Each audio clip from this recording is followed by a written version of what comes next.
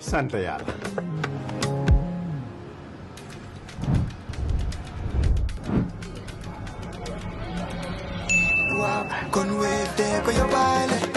looy xaar utal Wave nga scan nga fay nag doo ci yokku dara.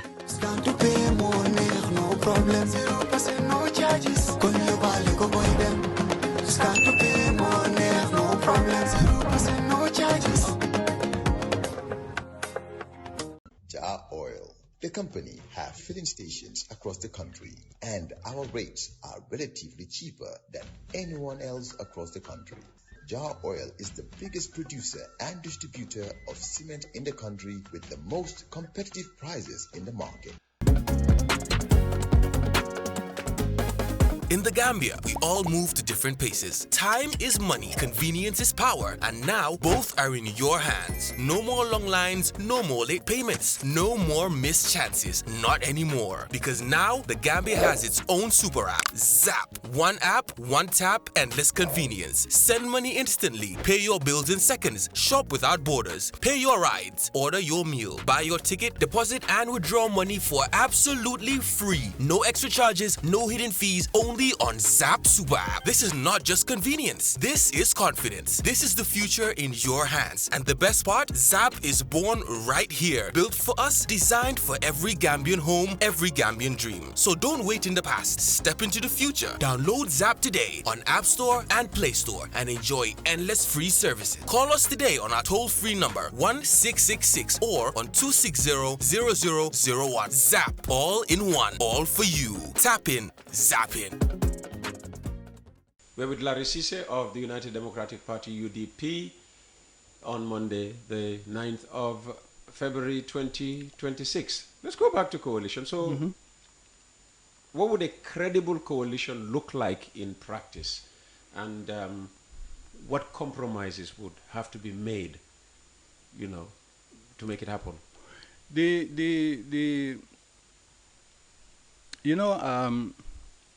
I was involved in a coalition negotiation. Well, the UN provided its good offices in a country's, a particular country's election. After the election was disputed, and it took several weeks, I think 8 weeks before the results were announced after the elections. Goodness me, 8 weeks. Yes, Oh.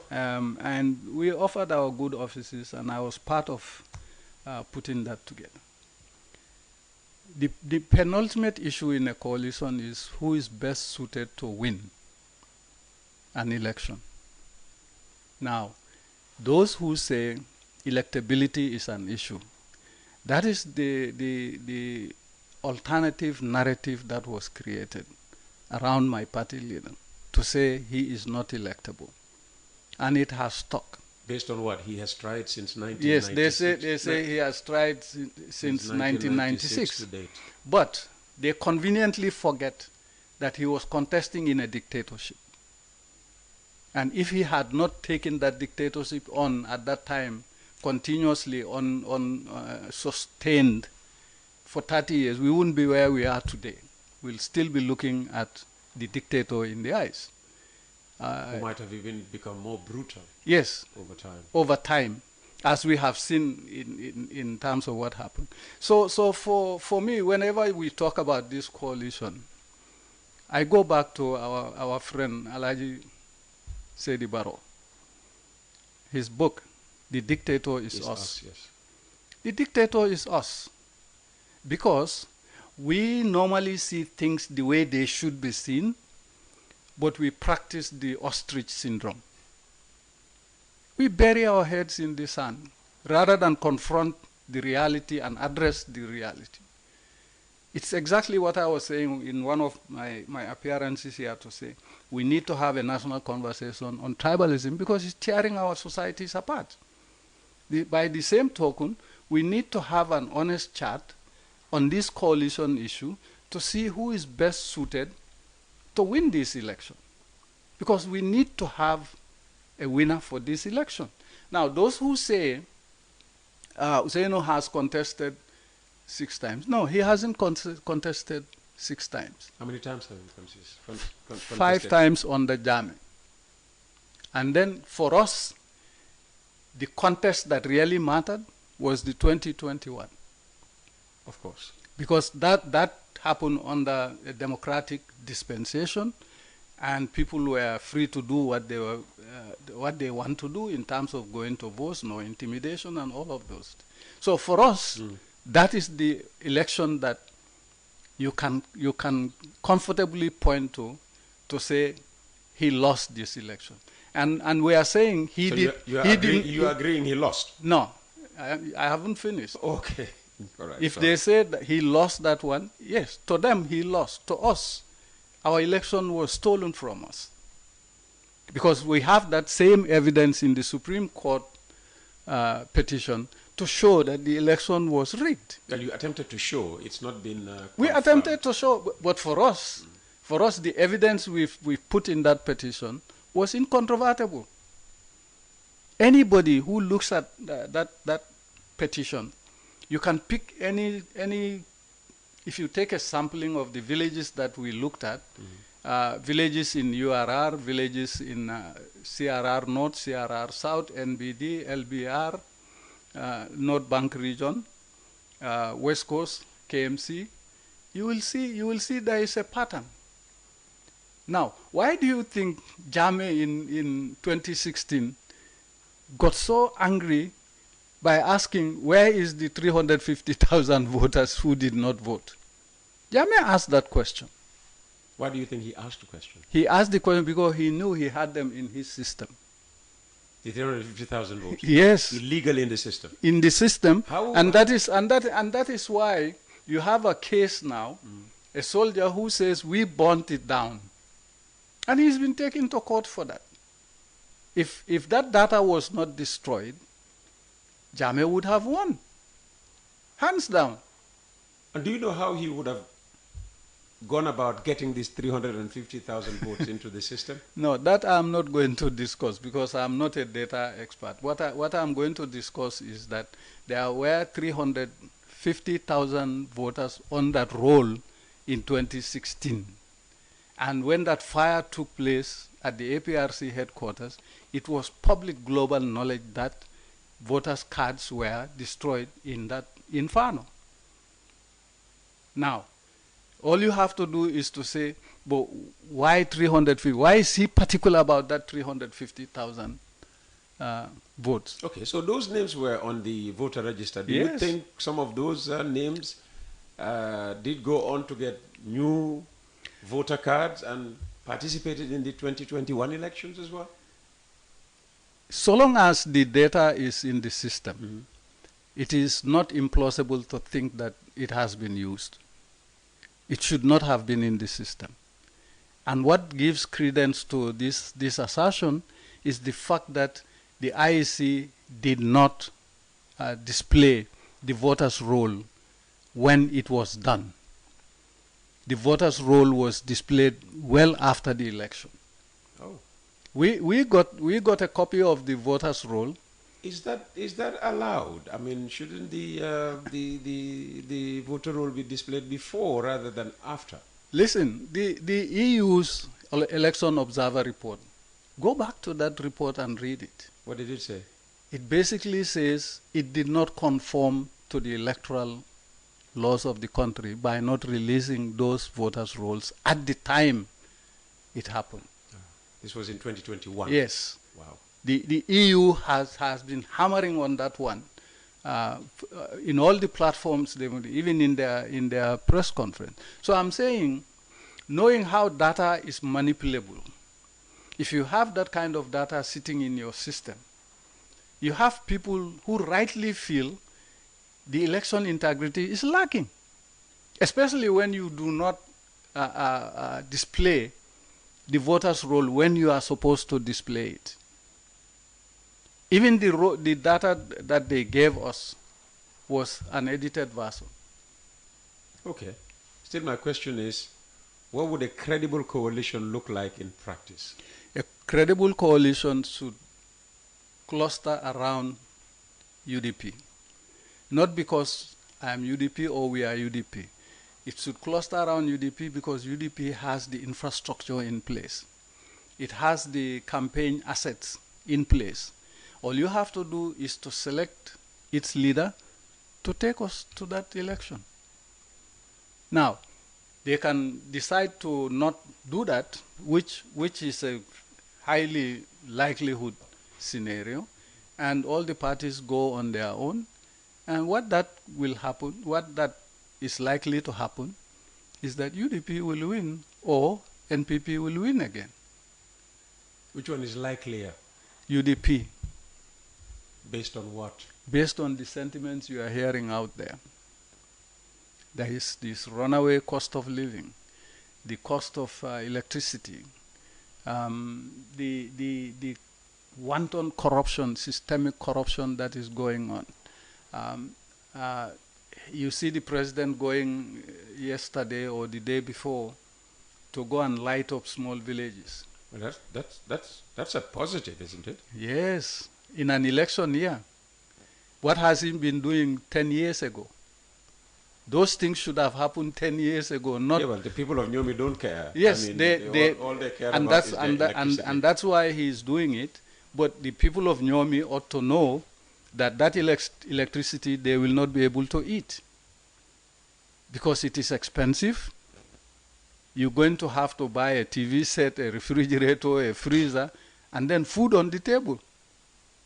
So you have your electricity in your house, and you go to bed hungry. That's the alternative. Okay.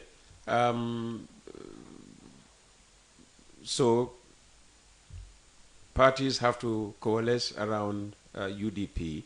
That is our position. That is your position. Yes. That is your position. And what about people who say, well, even if all parties, promise you now that they will come on board, they will throw their weight, behind the UDP. People always say, usually coalition attempts always fail at the last mile. You know why it fails?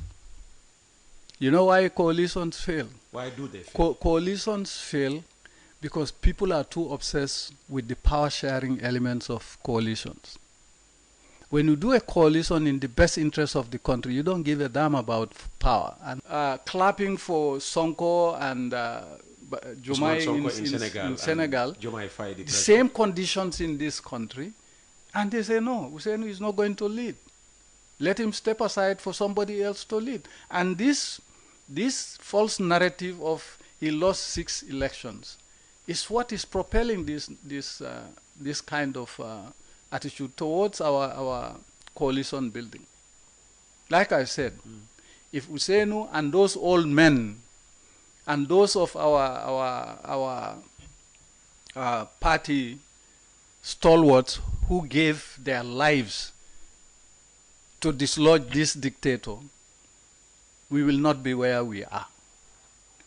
And I think it is wrong to delegitimize that. I'm not going to name the names of our party stalwarts who died, who were tortured, and who were beaten. Some of these old men still have physical scars on their bodies, not to talk of the psychological scars that they carry every day. And you stand in front of that guy who gave you freedom, and you say, no, you are not good enough to lead us. I cannot comprehend that. And I don't think I'll ever comprehend that. Especially if I put myself in their situation. And some of them I interact with on a daily basis. I know the scars they carry, both psychological and physical. So for somebody who was born in 2003 to come and say, no, you are not fit, Peter, to lead me, but you, Peter, gave your everything for him to be free. You know what the younger generation will say? You're just being sentimental. And in politics, yes, you look at the facts, the realities rather. Yes, Alhaji Usainu, might have done that for the country, but they will stick to their argument that he doesn't win elections. He hasn't won an election yet. Yes, but that's the false narrative. So put in somebody, who has a greater chance. They would say, who has a greater chance than Usainu after what he polled in the 2021 election?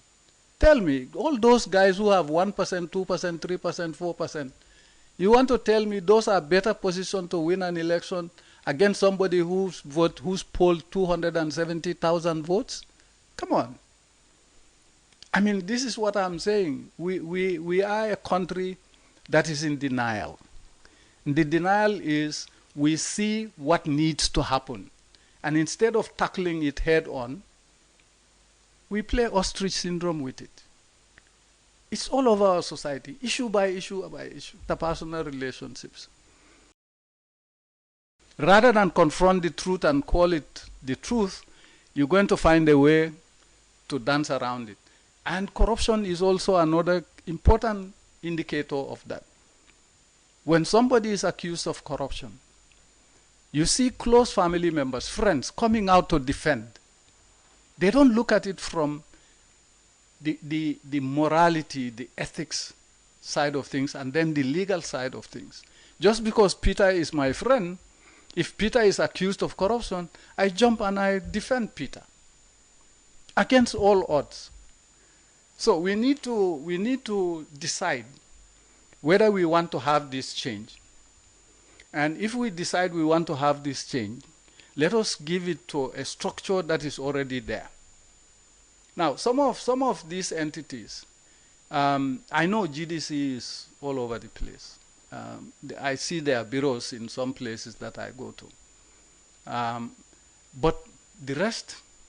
So they have a national character. If you yes, GDC has a national character because you see their bureaus around the country, at least in the areas that I go to. And I know the committee members in certain areas, especially in my area. Surely APRC would? Yes, APRC used to. Oh, not anymore? They used to. I don't see APRC bureaus anymore. Outside of Biam and Somita, which are on the main road, it cannot be a good indicator for that. But I'm saying if they are there, I have not seen it. Them. Okay. Yeah. Now, those who cannot have that national presence very cleverly apply as an independent candidate. And that does not augur well for the playing field to be leveled. Is a national presence a condition for registration yes. with the IEC? Yes. And that is why the IEC, I think, recently issued a statement to say they'll be very stringent on enforcing that part of the electoral law. So if you don't have a national presence, you are pulling anywhere from 1 to 5%. And you say, okay, I'm pulling 1 to 5%. I don't have a national presence. You have a national presence. You are pulling 37%. Step aside and give it to me. Where is the logic in that? Where? You see, Peter, another hard fact is that when we talk about this coalition, we are talking about this coalition so incessantly because UDP is involved. If the situation were the reverse, some of these smaller parties, if they were in UDP's position, they will not talk to us. They will say, take it or leave it. We, on the other hand, are saying we are open to discussions. Respect us like you are respecting Doi for staking out our position. Stake out your position, let's talk. That's the essence of negotiations, isn't it? Absolutely, absolutely.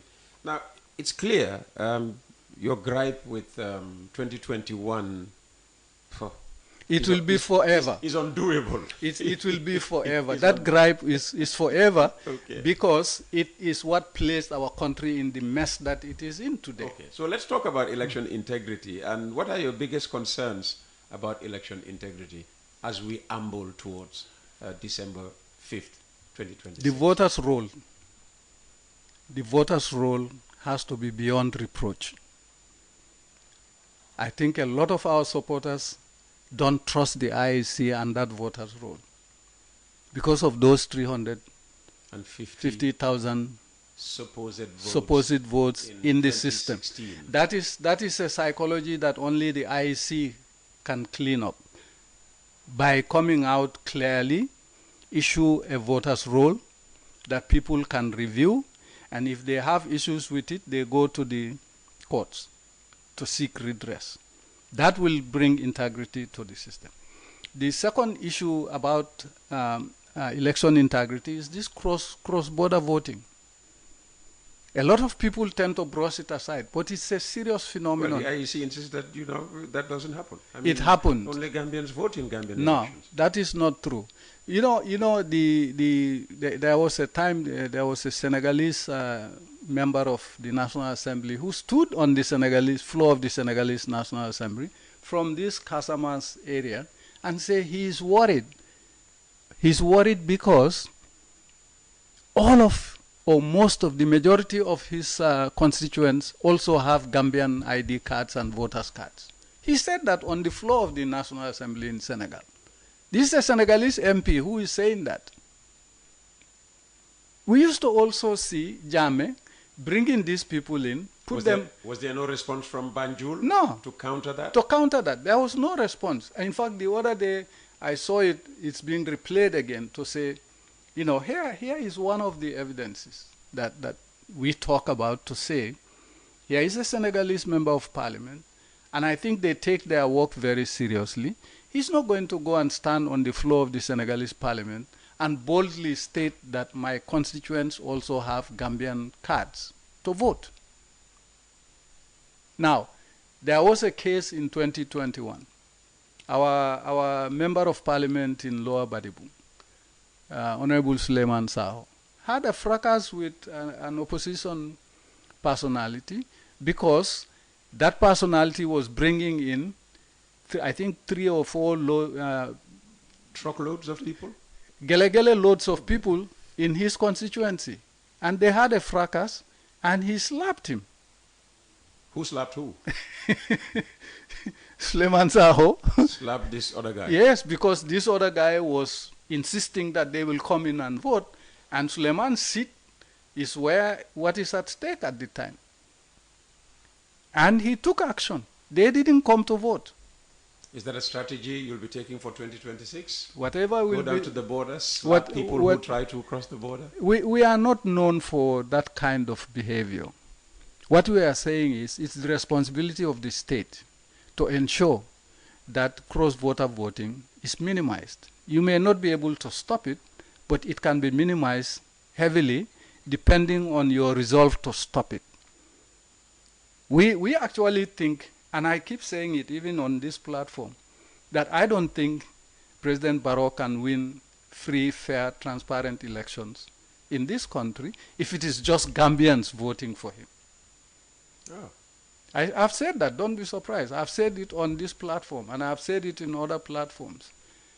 If he wants to test that thesis, let him just close the borders and make sure the army and the police are deployed to make sure that people don't come to vote. So when does he close the borders? Because, I mean, to close the border a day before election, they could have crossed in, you know, yes, a week before. So. But we've seen what Sonko and Jomai have done. What did they do?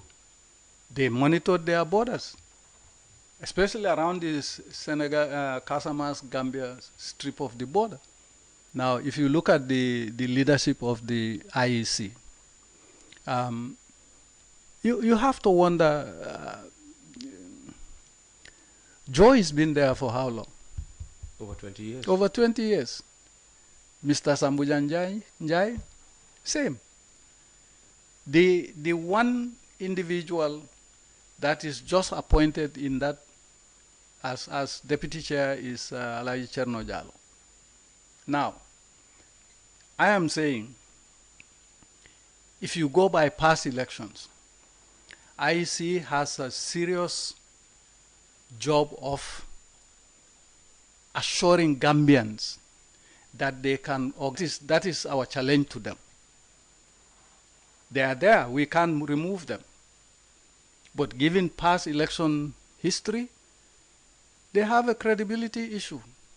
And only IEC can address that credibility issue. Is that by association or what? Because, you know, I had Joe, as you call him, Joseph Colley, on the program here. I watched it. Yeah, and the fact that he had been there, you know, for over 20 years, easily the most experienced.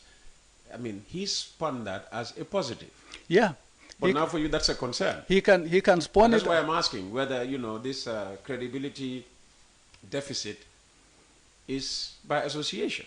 No, it's by perception. Because people don't have the inside track on the voters' roll. They don't have the inside track on the 350,000 votes that are in that system. People are supposing that it is there to be rigged. So that's a perception issue. And it's a perception issue only the IEC can address sufficiently. It's a perception issue which, if IEC addresses, it contributes immensely to their level of credibility in the eyes of the voters. This is my issue. I'm not pointing a finger at Joe or Sambuyang or Che. I'm saying because the other two have been there this long, the perception of people is that they're not going to do the right thing. Okay. So it's up to them to do the right thing for people to see. Talking is cheap. The other issue is the deputy chair. A lot of people see that as a positive because he is an outsider. Yes, he is an outsider. It's a positive. An outsider meaning he hadn't been in the election commission before. He comes in brand new. He comes in brand new. Untainted. Untainted. Now the issue is whether he too will be tainted. Well, 5th of December 2026. It's coming. We'll play.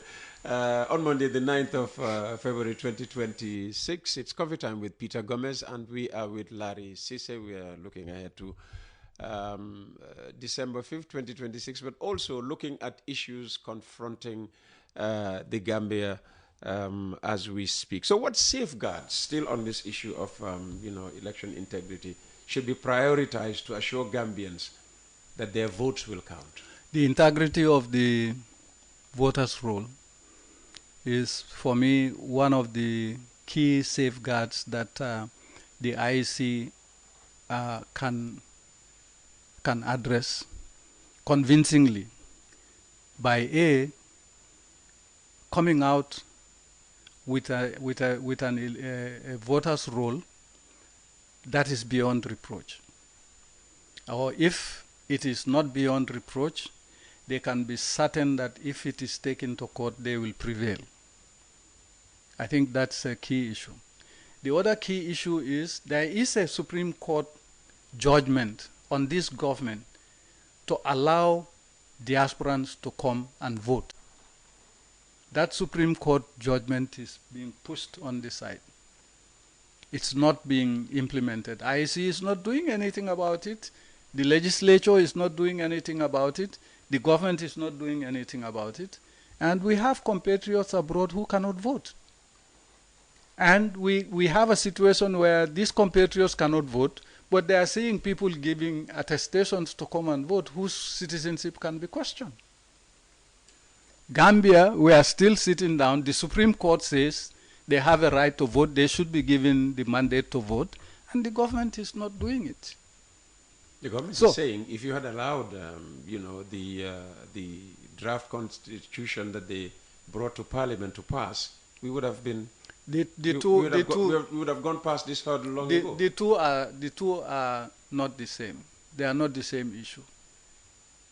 The diasporans having a right to vote is like a Gambian having a right to say who becomes his president. But they're only saying, I mean, they can argue, as they do, that under this 1997 constitution, it's difficult because they have to be part of a constituency. But who? And they're saying in their draft that is removed.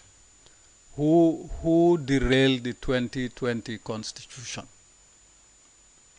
As far as we are concerned, President Barrow and his government derailed the 2020 constitution. That constitution had all these provisions in it. Yes, true. It could have been passed had it not been the retroactivity of his term. And the fact that it was thrown out of, it was thrown out by the Parliament by means Parliament. That you can't go back to it. And they offered you this No, you can go back to it. It can be discussed between the government and the parties, and they can make a joint submission to Parliament. No, they don't want to go into all of that. They've offered you an alternative. Because that alternative is actually entrenching an autocratic regime. That's what that alternative is giving. It's entrenching an autocracy.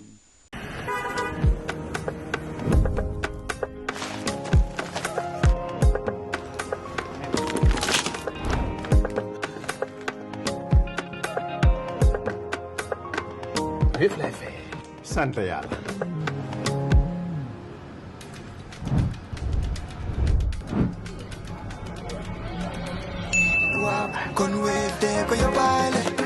looy xaar utal Wave nga scan nga fay nag doo ci yokku dara.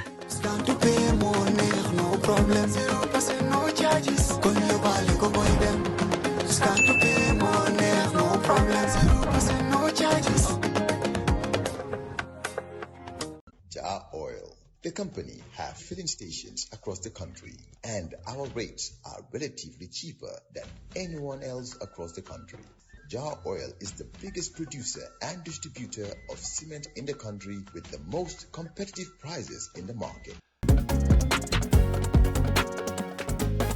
In the Gambia, we all move to different paces. Time is money, convenience is power, and now both are in your hands. No more long lines, no more late payments, no more missed chances, not anymore. Because now the Gambia has its own super app, Zap. One app, one tap, endless convenience. Send money instantly, pay your bills in seconds, shop without borders, pay your rides, order your meal, buy your ticket, deposit and withdraw money for absolutely free. No extra charges, no hidden fees, only on Zap Super App. This is not just convenience. This is confidence. This is the future in your hands. And the best part, Zap is born right here. Built for us, designed for every Gambian home, every Gambian dream. So don't wait in the past. Step into the future. Download Zap today on App Store and Play Store and enjoy endless free services. Call us today on our toll-free number 1666 or on 260-0001. Zap. All in one. All for you. Tap in. Zap in.